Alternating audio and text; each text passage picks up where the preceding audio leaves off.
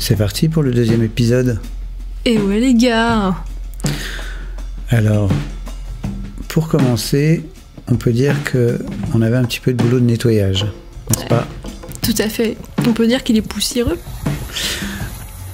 On remercie Irène et Simon de nous avoir gentiment offert Lima Kilo, c'est son petit nom. Ouais, c'est son petit nom.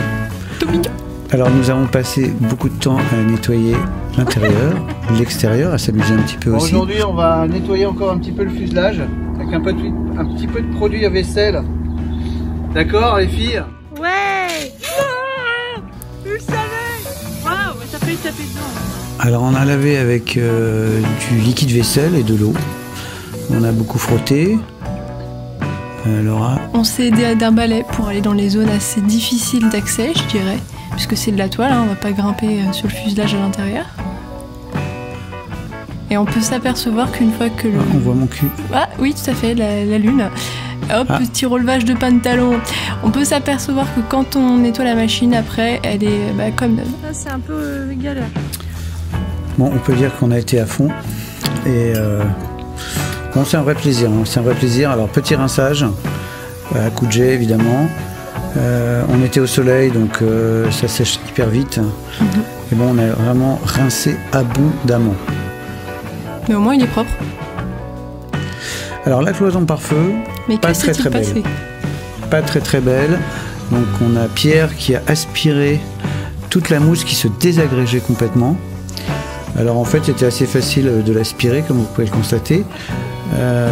Et puis, après ça, on a une cloison toute neuve à quelques détails près. C'est qu'on sent qu'elle a subi quelques petits soucis, notamment voilà, il y a des petits trous à mon avis. Il y a eu un petit accident avec un train avant qui a dû s'enfoncer et donc on doit refaire quelques plaques de tôle.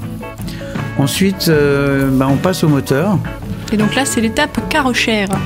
Voilà, en fait on lui met on n'a pas osé mettre de Karcher sur la toile évidemment. Ah oui.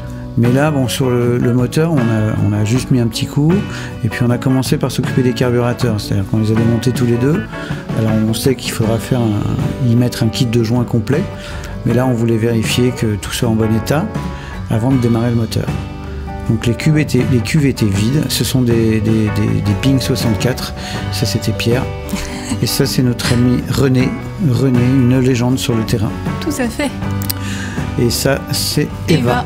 Une légende sur le terrain également. Donc les carburateurs, bon état, pas spécialement grippés. Là on a Fabrice qui essaye de rentrer un rond dans un rond.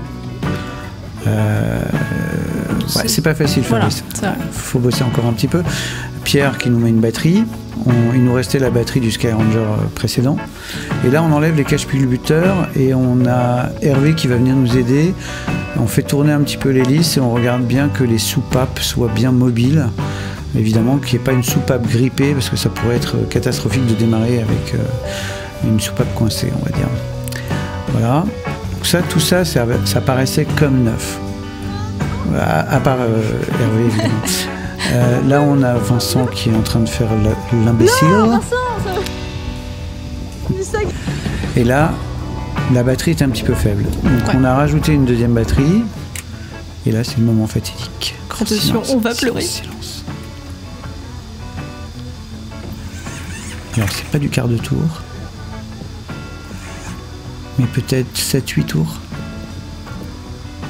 Attention. Putain. Envole-toi. Voilà, ça démarre, ça tourne. C'est beau. Alors, on a fait quelques essais moteurs, sans aller trop loin, puisqu'évidemment, on a un petit peu de boulot, faire une vidange, etc. Changer le filtre à huile. Voilà. Pour l'instant, on va le garder comme ça. On a réparé vite fait les freins. Alors, on a réparé, c'était un bien grand mot. On a purgé. On a une vis de purge. Hervé nous a aidé un petit peu à la dévisser, à la chauffer, mais finalement on l'a cassée.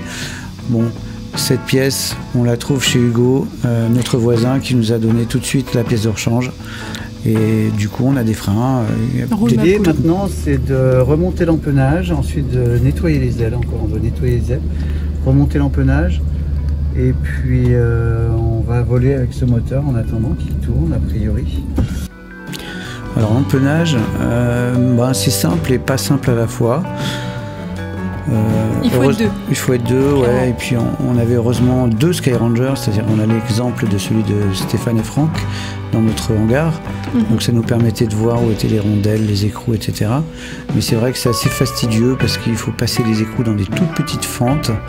Et du coup, on a eu un peu de mal.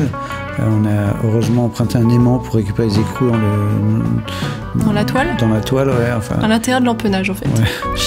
Donc là, on a tout mis, hein, plan fixe, profondeur, gouvernail.